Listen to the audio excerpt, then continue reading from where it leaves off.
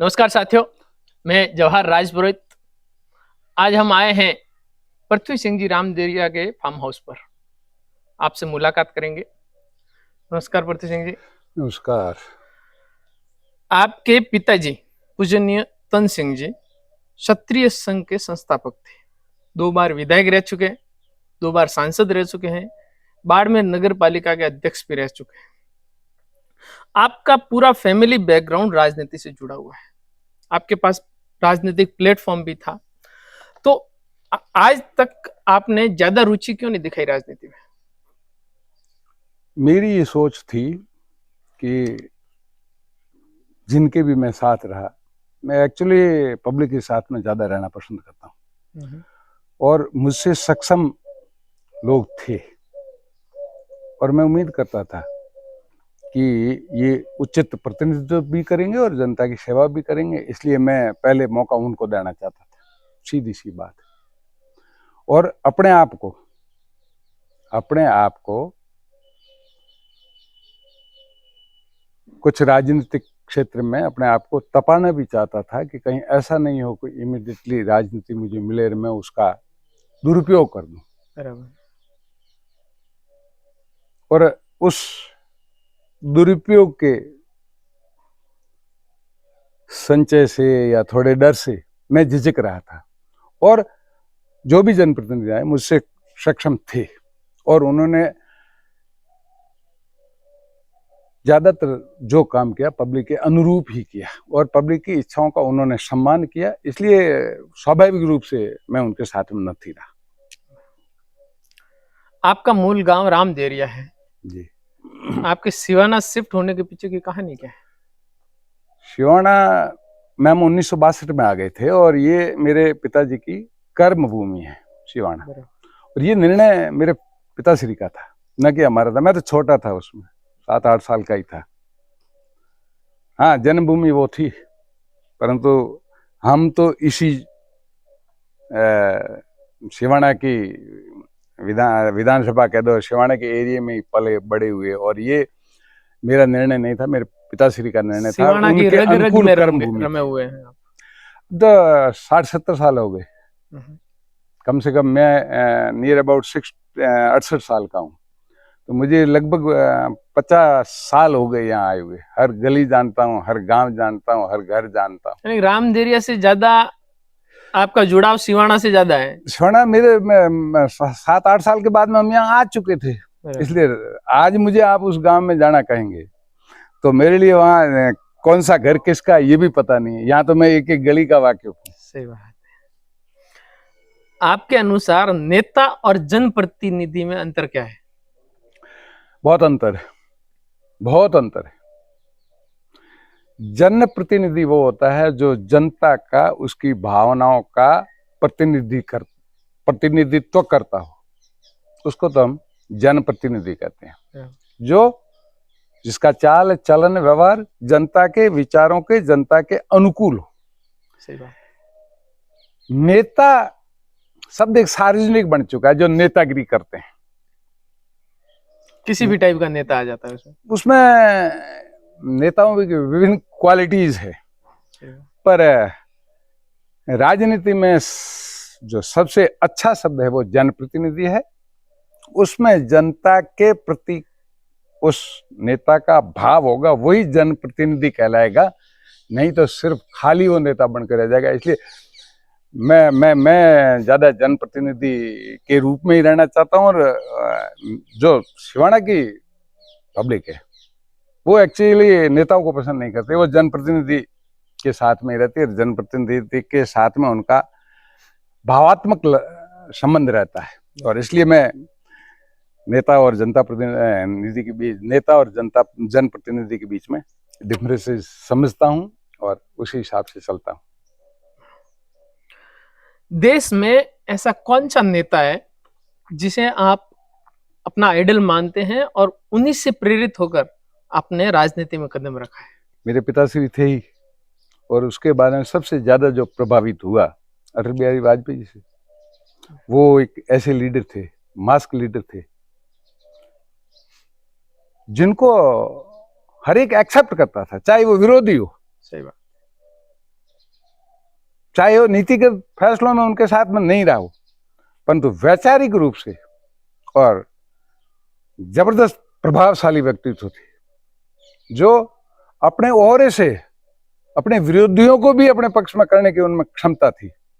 और मतलब समग्र हिंदुस्तान को उस व्यक्तित्व के अंदर आप अटल बिहारी जी के व्यक्तित्व के अंदर देख सकते थे। ये उसकी वैचारिक महानता थी। हाँ, इसीलिए तो वो विपक्ष में रहते हुए भी पाकिस्तान गए थे वार्ता के लिए।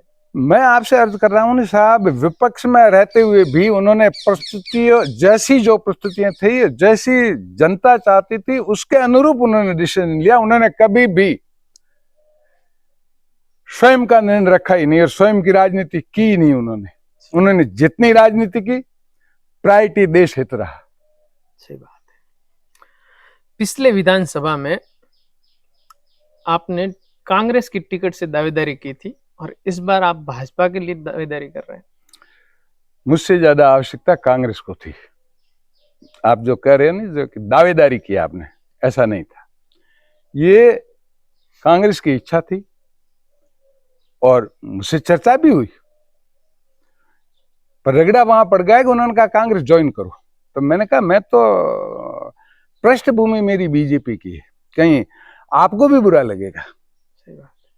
और मैं है वो स्वाभाविक जो मेरी वृत्ति है, जो बीजेपी की लाइन और लेंथ को ज्यादा स्वीकार्य है, और इसलिए मैं ज्वाइन नहीं करूंगा। फिर भी आपकी कोई मजबूरी हो तो टिकट दे सकते हो। और यहां आकर के बात अटक गई, या ये समझो कि उनकी जिद थी कांग्रेस ज्वाइन करो और मेरी जिद थी कांग्रेस तो ज्वाइन नहीं करूंगा, इसलिए वो वहीं वो खत्म हो गया मैटर ही।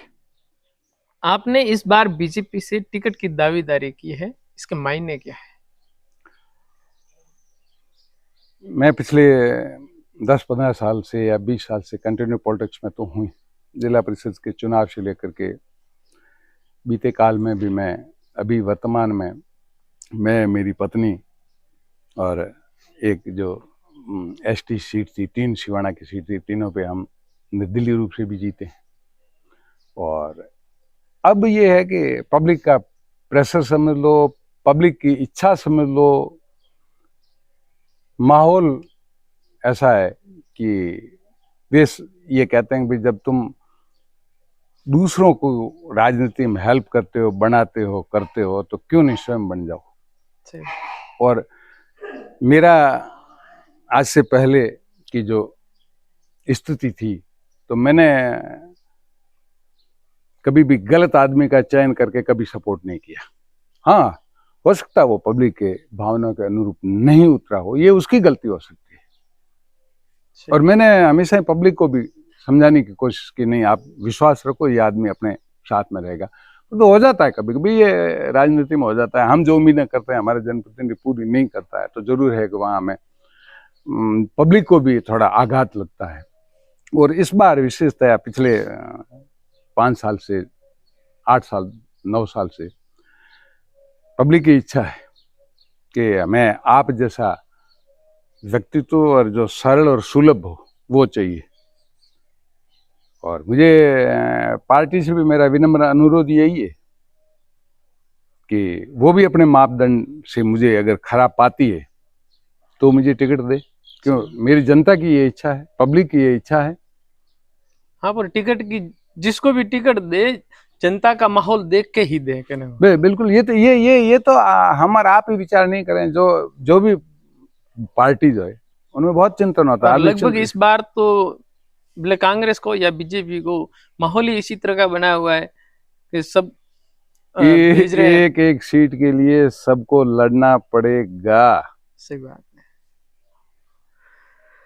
इतने साल से आप किंग मेकर की भूमिका निभा रहे हैं। आपने कई एमएलए बना दिए, कई प्रधान बना दिए, कई जिला प्रमुख बना दिए, लेकिन आपके मन में अभी ऐसा क्या ख्याल आया कि आपको इस बार दावेदारी करनी ही चाहिए? हकीकत तो ये है कि पब्लिक प्रेशर है। सत्य ये है कि इस एरिया के अंदर, इस विधानसभा क्षेत्र के अंदर बहुसंख्य जनता का उनकी इच्छा है कि फिर है वो, अब आपकी उम्र भी ढलती जा रही है सही बात। और फिर है वो, आपने हमेशा ही लोगों को ही एक्सपोज किया है, खुद प्रकटीकरण क्यों नहीं हो रहे हो?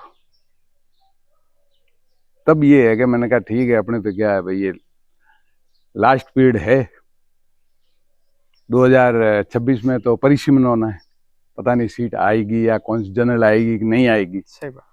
और इसलिए मानस बनाया और ये मैंने पब्लिक से राय मशूरा करके, मेरा निर्णय नहीं है ये, इसमें जनता का निर्णय, इसमें जनता का बहुत बड़ा हिस्सा भाग निर्णय करने का उनका विचार था, मैं सिर्फ मात्र उनका सहयोगी बना।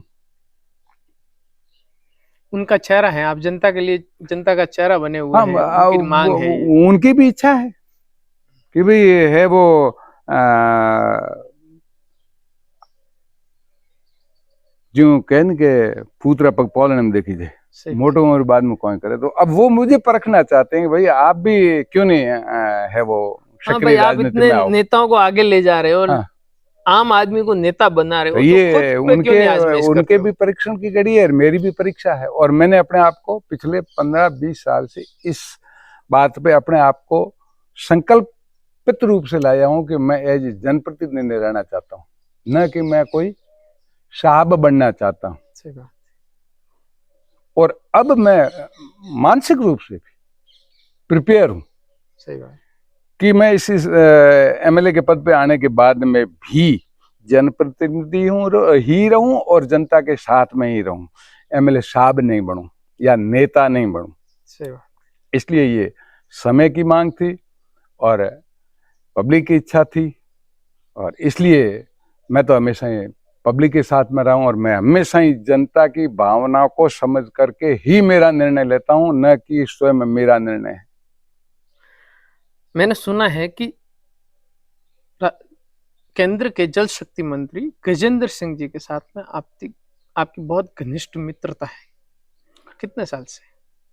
लगभग 30-40 साल से, क्योंकि इनका घर, इनका पूरा परिवार शत्रुघ्न संघ से इनका रेगुलर पारिवारिक संबंध भी है। और हम जिस संस्था में, मेरे पिताजी ने जो शत्रुघ्न संघ की, जैसे आपने पहले कहा, स्थापना की थी, तो गजेंद्र सिंह जी के फादर से लेकर के, गजेंद्र सिंह से लेकर के हमारी जो पीछे की पीढ़ी भी आएगी, वो भी हम एक सामूहिक जीवन है हमारा, एक सामूहिक सोच है और एक हम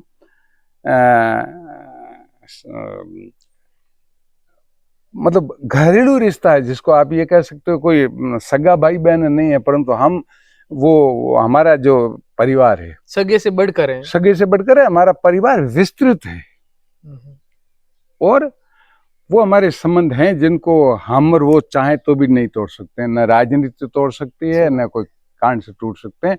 पर उसको आप सिर्फ राजनीतिक यूज के लिए ही हम दोनों को भी यूज नहीं करें। सही बात है, यानी कि एक दूसरे का राजनीतिक सपोर्ट आप नहीं करते हैं और नहीं करना चाहते हैं।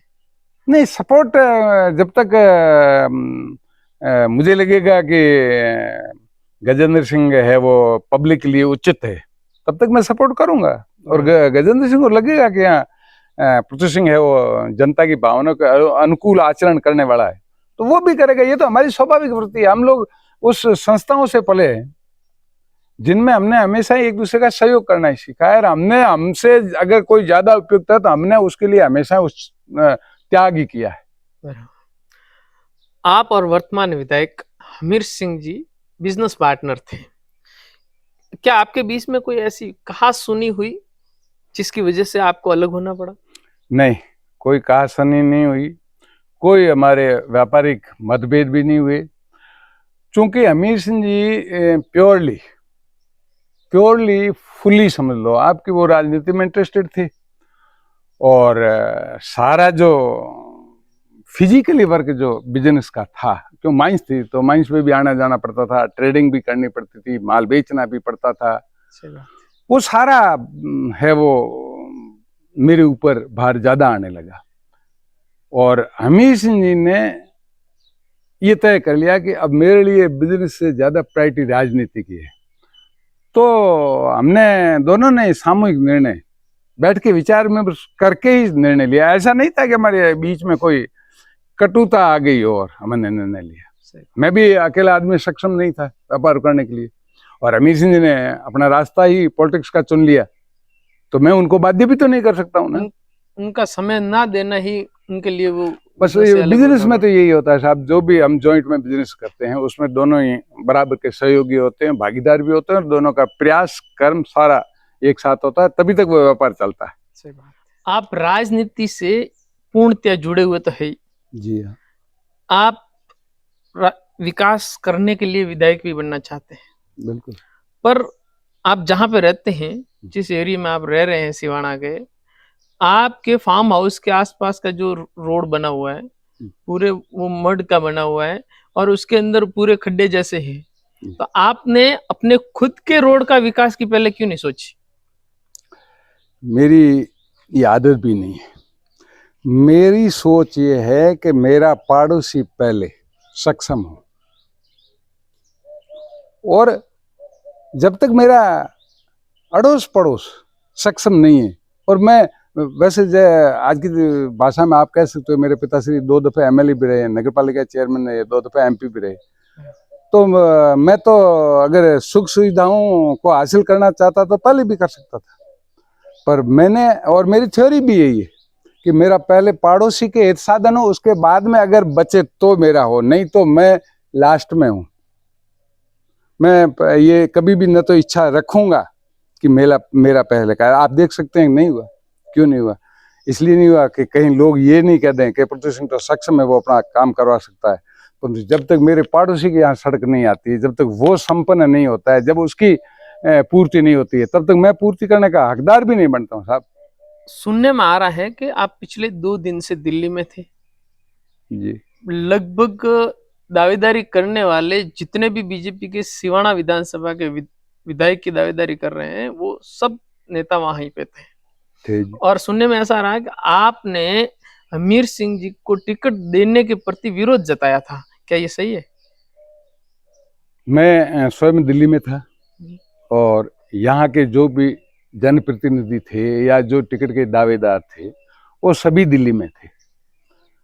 ये जो आप बात कर रहे हो कि अमीर सिंह जी का विरोध किया, मेरे नॉलेज में ऐसा नहीं है। नहीं, जो मेरे शिवाय थे उन्होंने भी विरोध किया। हमने पार्टी को सिर्फ एक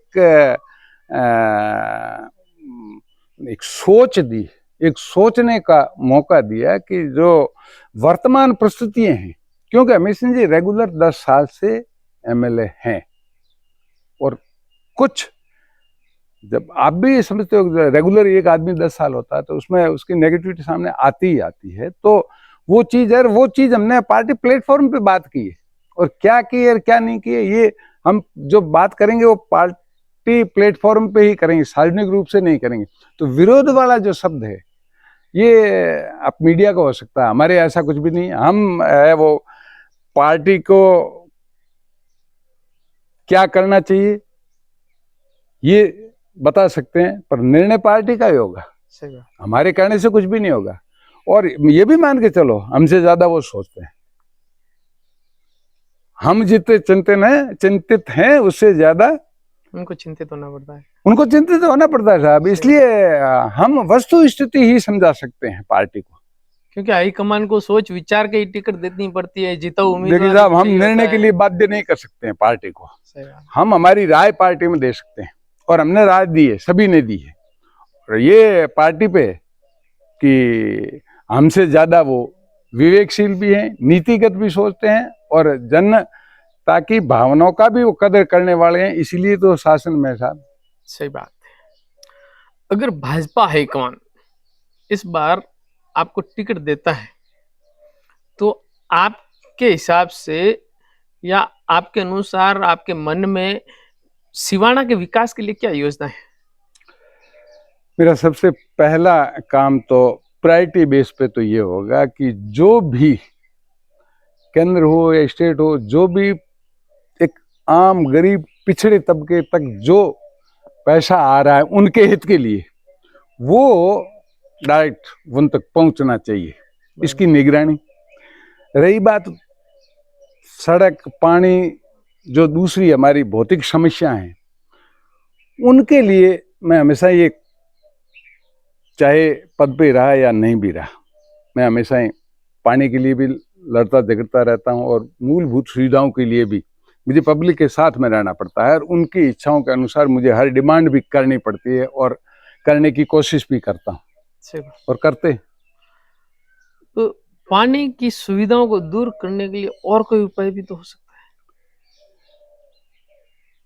पहली चीज तो ये है साहब कि ये पूर्णतया पानी की जो समस्या है, ये पूर्णतः प्राकृतिक समस्या है, पर हाँ, हम प्राकृतिक समस्या कह करके हम हमारे उत्तरदायित्व से विहीन नहीं होना चाहते हैं। सही बात। और जहाँ तक एफर्ट्स होता है, जैसे अभी अपने ये जो नहर से पानी लाने का जो लाइन बिछाई गई है, तो ये बहुत बड़े प्रोजेक्ट हैं और केंद्र और स्टेट के दोनों के मिले जुले, दोनों की सामूहिक राशि भी लगती है क्योंकि बहुत बड़े प्रोजेक्ट है और इसमें सामूहिक प्रयास आगे भी करने पड़ेंगे। तो मेरी ये इच्छा है कि अगर सेंट्रल में बीजेपी है तो यहाँ भी बीजेपी आए तो कॉम्बिनेशन बैठेगा और कॉम्बिनेशन बैठने पे ही कार्य हो सकते हैं। पानी की वजह से तो किसान भी त्रस्त हैं। बिल्कुल, तो उनके लिए भी तो सोचना चाहिए। ये तो ठीक है, ये जो पाइपलाइन आ रही है वो तो पीने के पानी तक सीमित है। ये जो शिवाना बेल्ट के अंदर जैसे भाखड़ा है या जो भी यहाँ अरावली पर्वत श्रृंखला है, बहुत लंबी लंबी है। मेरी इच्छा ये है कि छोटे छोटे एनीकट्स बांध जो बहुत बड़ा प्रोजेक्ट बना करके और छोटे छोटे बांध बना करके और जो पानी बह के चला जाता है उसको कैसे स्टोरेज किया जाए, ये प्राथमिकता रहेगी मेरी। उसके लिए तो योजना बनानी पड़ेगी। बिल्कुल, उसके लिए ये जो पर्वत श्रृंखला है कम से कम लगभग ये 30-40 किलोमीटर चौड़ी और 100 किलोमीटर लंबी है। सही बात। इसके लिए तो साहब स्कीम ही बनेगी, बड़ा प्रोजेक्ट होगा तो ही होगा। क्योंकि जहाँ जहाँ भी पहाड़ी इलाका होता है ना, जहाँ भी पहाड़ी वहाँ पानी है वो जल्दी से निकल जाता है बहाव के कारण से। अब उसको स्टोरेज, उसको रोका कैसे जाए, तो जहाँ छोटे बांध होंगे एनीकट्स टाइप छोटे छोटे वो भी करने पड़ेंगे। जहाँ जरूरत होगी कि हाँ यहाँ आके पानी ज्यादा इकट्ठा हो सकता है वहां थोड़ा बड़ा बांध करना पड़ेगा। तो उस पानी का जो बहाव है उसको अवरोध करना और उसके लिए जो भी इंजीनियर्स होंगे या जो भी मुझसे ज्यादा समझते होंगे उनकी सहायता लेना और सरकार को निरंतर इस ओर ध्यान आकर्षित कराने का मेरा प्रयास रहेगा और प्रायोरिटी भी ये रहेगी। किसानों के लिए नहरीकरण भी तो बन सकता है। नहरीकरण के लिए ये जो नहर का जो आप मामला बात कर रहे हो, ये पूर्णतः स्टेट से ज्यादा सेंट्रल के हाथ की बात रहती है और सेंटर की जो सरकार है, मैं आपको दावे के साथ में कह सकता हूं कि उसकी भी प्रायोरिटी है और वो नदी जोड़ो जो अटल बिहारी वाजपेयी जी ने योजना शुरू की थी उसको आगे लेकर के चल रहे हैं और उसमें उनका चिंतन है। ऐसा नहीं है कि वो भूल गए हैं, इसलिए आप विश्वास रखें कि हमारा केंद्र नेतृत्व भी इस ओर प्रयासरत है। नहीं कि हम इतना मान सकते हैं कि अगर आप एमएलए बन गए तो जल्दी से जल्दी सिवाना के किसानों के लिए नहरीकरण तो हो ही जाएगा। मेरी प्रायोरिटी रहेगी, मेरा एफर्ट्स करने का धर्म है और मुझे कॉन्फिडेंस है कि मेरी वाजिब मांग को मेरी पार्टी मानेगी, क्योंकि पार्टी पहले से ही इसके लिए तैयारियां कर रही है। वो सोई हुई नहीं है साहब, उसके अंदर भी चिंतन चल रहा है। तो फिर ये तो सहयोग देने का ही काम होगा, उसमें मेरी जितनी भी भूमिका होगी मैं एफर्ट्स करूंगा। आपके पिताजी पूज्य तन सिंह जी ने जो संघ की स्थापना की, क्षत्रिय युवक संघ की जी, आप उनके सुपुत्र हैं तो आपका भी दायित्व है, उसी से जुड़े हुए हैं जी। और बाड़मेर का पूरा एरिया लगभग वहीं से आपके पिताजी 2 साल विधायक भी रहे हैं, सांसद भी रहे हैं, तो वहां की प्रजा से आपका पूर्णतः जुड़ाव भी है। अगर भाजपा हाईकमान आपको सिवाना से टिकट देते हैं तो बाड़मेर की सीट पर भी तो भाजपा को फायदा होगा। वो कितने वोटों तक आप भाजपा को फायदा दिलवा सकते हैं? मेरी ज्यादा बड़ी औकात तो नहीं है, पर यह है कि प्रॉपर जैसे बाड़मेर की सीट का अगर आप एक ही सीट का नाम लेते हैं तो मैं इतना कर सकता हूँ कि मेरे को उम्मीद है कि मैं 10,000 वोट इधर उधर कर सकता हूँ, क्योंकि मेरा पूरी भाईपा कह दो आप, वो बाड़मेर में ही रहते हैं, उनके वोट वहां लगते हैं। सही बात है। अगर मुझे टिकट देती है तो एक स्वाभाविक तरीका है, वो भी चाहेंगे कि भाई है वो पार्टी ने अगर पृथ्वी सिंह को टिकट दिया है, तन सिंह के लड़कों को टिकट दिया है, तो जो तन सिंह से जुड़े हुए हैं, जो तन सिंह जी के परिवार से जुड़े हुए हैं, वो लोग तो स्वाभाविक रूप से डाइवर्ट होंगे।